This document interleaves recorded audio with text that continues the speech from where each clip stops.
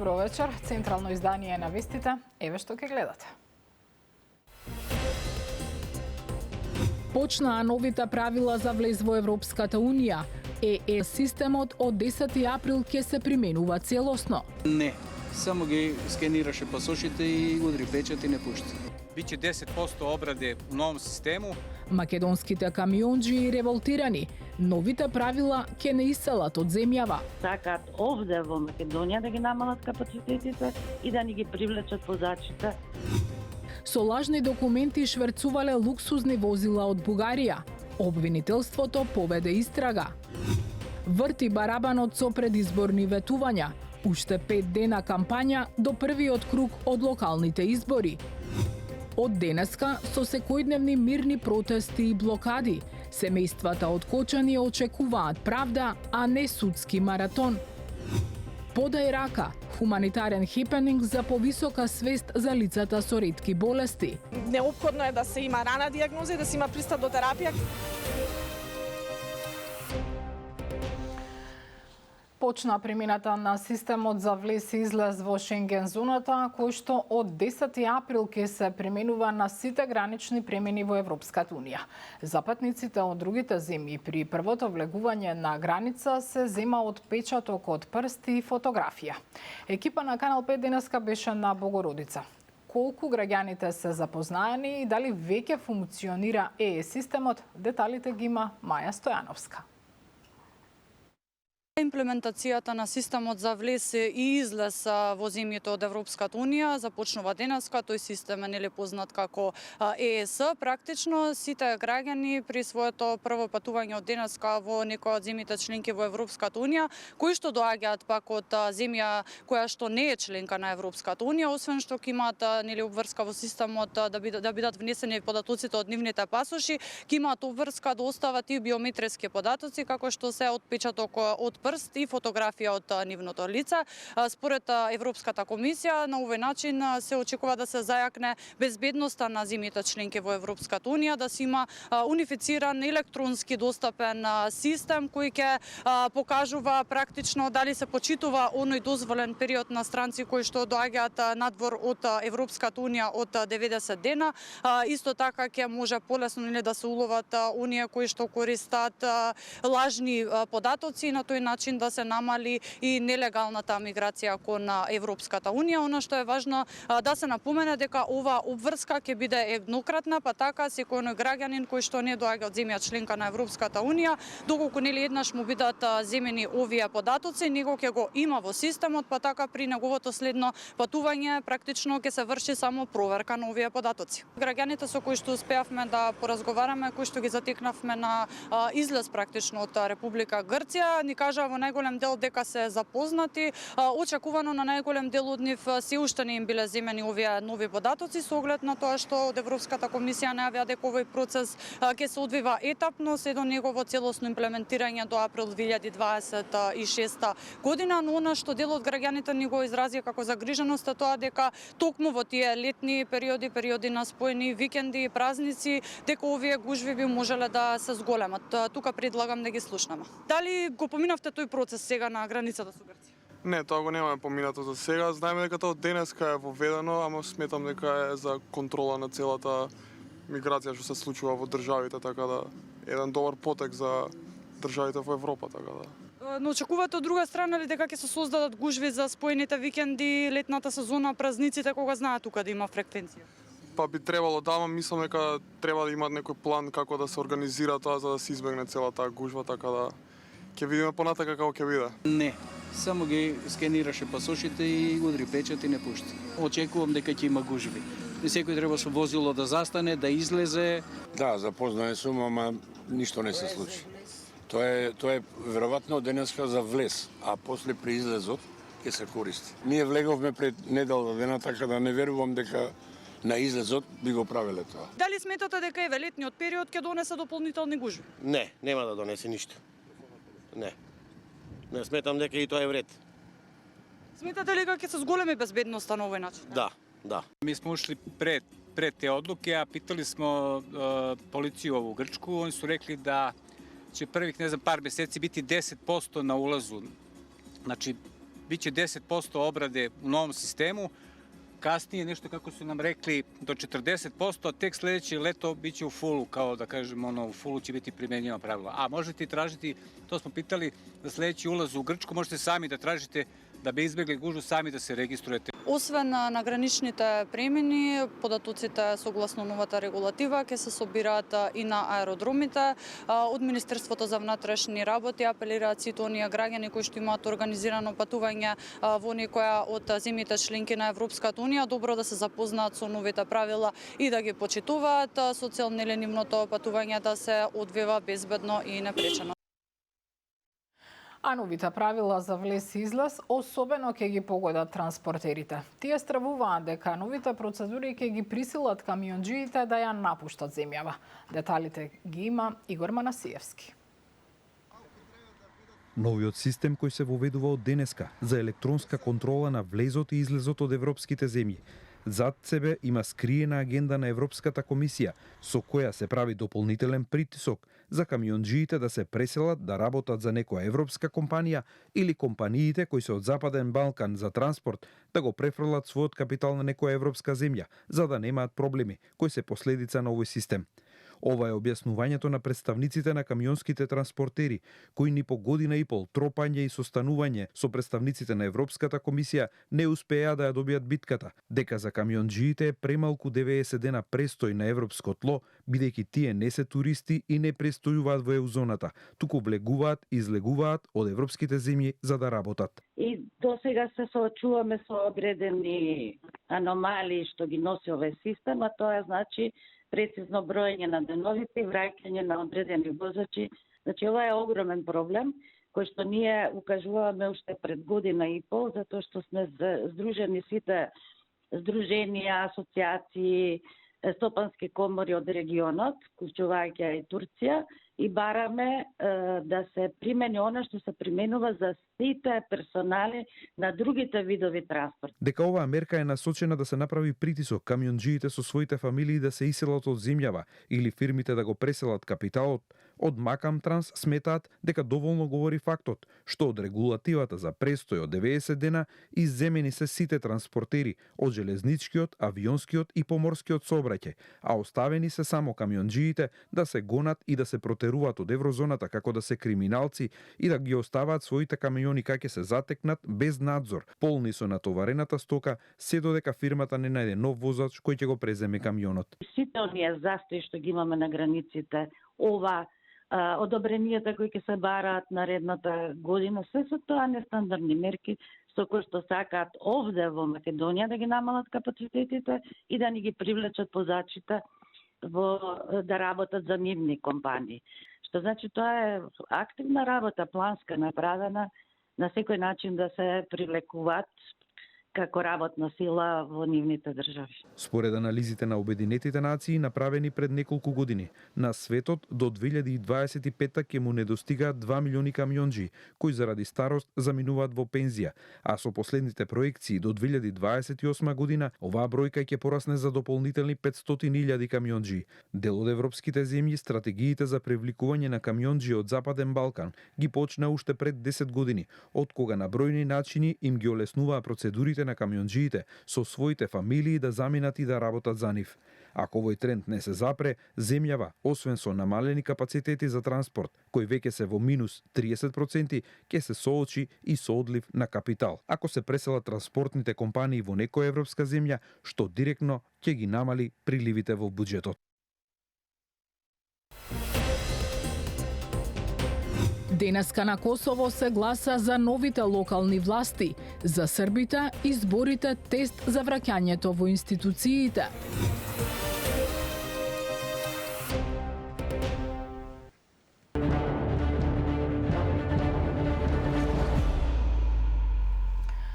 Остануваат уште 5 дена до финишот на кампањата. Ке се заострува ли реториката? Кој е виновен за состојбите и кој се обидува да влијае политички врз правосудството? Полемизираат од митинзите и власта и опозицијата. Јана Јосифовска. Реформите во правосудството повод за нови обвинувања меѓу Мицкоски и Филипче. На синокешните партиски трибини, едниот од Прилеп, другиот од Тетова. Двајцата лидери се критикуваа кој е виновен за лошите состојби во правосудството и партиски влијанија. Според претседателот на ВМРО ДПМН, време е за правда и одговорност за секој што се огрешил пред законот, а опозицијата и Филипче според него, наместо да се борат против корупцијата, пред неа, како што кажа, замижуваат. Лидерот на СДСМ пак со одговор до Мицкоски, дека власта свесно го кочи реформскиот процес и наместо ресет на системот, како што кажа, смислува изговори за вистински промени во судството. Зборува за суди и ги брани, замислете, без око да му трепне. Ги нарекува професионалци, а потоа се чудиме зошто тешки криминалци ги пуштаат на слобода или им даваат куќен притвор. На мене и на народот ни треба правда. Ни треба ред, ни треба сите кои се прекршиле пред законот, украле, направиле штета да одговараат, да нема милост, да нема дилови, да нема ваши партиски сплетки и ургенци. Од што се уплашивте толку, па моравте преку ноќ да ги менувате одлуките за оној кој што палеше и жалеше овдека во Пелагонија. Ова власт е свесна за своите неуспеси. И затоа сите се многу нервозни. Единствено нешто што им останува се само спиновите. Го слушам премиерот на митинзи зборува за некаков ресет на системот. А всушност, тој е тој што само зборува и бара изговори да не спроведе вистинска реформа во судството. Од авион се гледа дека ова влада свесно го кочи реформскиот процес.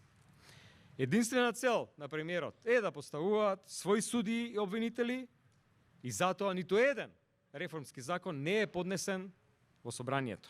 Во фокусот на двајцата лидери беа и македонските евроинтеграции и францускиот предлог. Според Филипче, власта ја изолира државата од патот кон Европската унија, додека за Мицкоски политиката на СДСМ за прашањата со соседите била чиста капитулација, а без јасен план и гаранции за европската иднина, кажа дека нема да разговара за прашањето со Бугарија. Изборната кампања влегува во последната недела. Караванот на СДСМ вечерва е во Радовиш и Струмица, додека на ВМРО ДПМН во Свети Николе и Штип. Кандидатите за градоначалници на Скопје продолжија со нивната кампања и презентација на проектите. Деталите ги има Сандра Спасовска. Подобрување на инфраструктурата, комуналната хигиена, јавниот превоз, културата, достапни социјални услуги. Ова беа дел од денешните теми кои беа во фокус на дел од кандидатите за градоначалници на град Скопје. Кандидатот за градоначалник од редовите на ВМРО ДПМН, Орце Ѓоргиевски, денеска најави изградба на нов модерен луна парк и целосна реконструкција на зоолошката градина, како што рече, како дел од неговата визија за враќање на радоста и современиот дух во главниот град. Ова нема да биде само простор со реквизити, туку современ забавен центар со европски стандарди за безбедност, со ролер костери, водени атракции, интерактивни игри и зони со виртуелна реалност. Ќе започнеме и со целосна обнова на зоолошката градина Скопје. Ќе се подобрат условите за животните, но и за посетителите и секако за вработените. Кандидатката за градоначалник на главниот град од СДСМ пак Каја Шукова планира поставување нов систем на дневни центри и прифатилишта за жени жртви на насилство, нови сервиси за семејствата и парамедик служба која ќе им помогне на најранливите во нивните домови. Со фонд за лица во ризик обезбедуваме здравствена и социјална поддршка во градот, а јавниот простор и транспорт го правиме пристапен за лицата со попреченост. Градиме центри за дневна грижа за старите лица. Отвараме мултисензорски соби во училиштата за децата со пречки во развојот и воспоставуваме програми за обука и вработување на ранливи групи. Александар Трајановски, кандидатот за градоначалник од коалицијата Искуство за успех, представувајќи дел од својата програма, се осврна на културата и најави враќање меѓу другото и на Скопскиот фестивал. Враќање на Скопскиот фестивал е еден од најбитните музички настани кои што градот Скопје некогаш ги организирал, кој што за жал ја изгуби својата традиција. Овој концерт и фестивал го ставаше градот Скопје на мапата на Балканот и на Европа на музичката сцена. Знаете дека токму од овој фестивал се порано во минатото се избираше и представникот на Евровизија. Во трка за прв човек на град Скопје се вкупно 17 кандидати кои своите проекти имаат можност да ги презентираат до 17 октомври на полноќ, пошто следува предизборен молк пред првиот круг на 19 октомври. Во продолжение следуваат пораките на дел од кандидатите за градоначалници. Опожарените бараки кај Партизан конечно заминуваат во историја. Со расчистување на овој простор, кој со години беше запуштен и претворен во депонија, го враќаме во функција на граѓаните. Нашата цел е оваа локација да ја уредиме и да ја подготвиме за идната намена. Изградба на основно училиште, предвидено во Важечкиот и Новиот Дуб. Со тоа од небезбедно место правиме простор кој ќе им служи на децата и на идните генерации.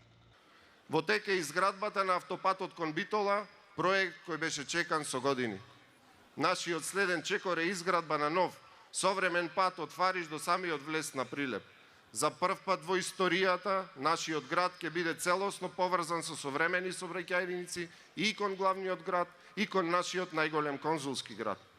Ова не е само асфалт, пријатели. Ова се вените и артериите на идната економија. Во нашата програма, грижата и вклученоста на лицата со попреченост е една од главните столбови. Во соработка со организациите кои работат во оваа насока, ќе изградиме долгорочни политики за пристап до образованието, здравствените услуги, транспорт и јавни простории. Ќе создадеме посебни програми за нивно вработување и обука во јавниот сектор и во локалните институции. Ќе ги поддржиме микробизнисите, социјалните предпријатија и заедничките иницијативи, затоа што економската независност е темелот на човечкото достоинство. Изработивме современ урбанистички и просторен план кој ќе го трансформира нашиот град во жива, функционална и модерна средина. Мостот на хармонијата, символ на поврзување и развој. Во текот на нашиот мандат, Гостивар ќе добие нов мост над реката Вардар, мостот на хармонијата. Тоа ќе биде современо инфраструктурно дело со 4 сообраќајни ленти, патеки за велосипеди и безбедни тротоари за пешаци. Зелен хуман град ја застапува визијата за нула отпад, каде што ќе има поставено компостари низ целиот град и примерна селекција за селектирање на отпадот. Потоа, како втора точка е загадувањето, каде што ќе бидат поставени мрежа на мерни станици низ целиот град, каде што индустријата ќе биде обколена со мерни станици.